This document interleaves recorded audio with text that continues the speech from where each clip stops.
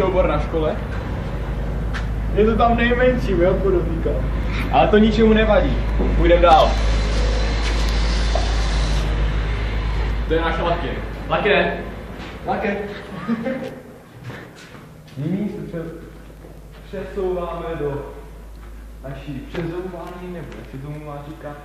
Zde můžete vidět Zde můžete vidět opravdu velké skříňky. Myslím, že tam velikost je opravdu... Velmi objevné, dáte tam toho. Myslím, že jsou opravdu markantní, jo. Jako dá se tam dobře schovávat tráva, jo, ale jako víc nic, vole. Pokračujeme dál. Když vyjdeme ze šatny, Tady je nadstaly. Tam máte nadstaly. Na to džubu. na pravé straně vycházíme ze šatny a po pravé straně můžete vidět Buffett. Tam je paní Buffettová.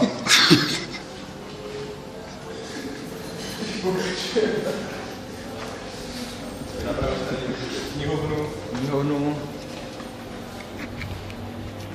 Tady jsou naše mapy. A věc, bez které bychom se opravdu neobešli, a to je mikrovlnná trouba.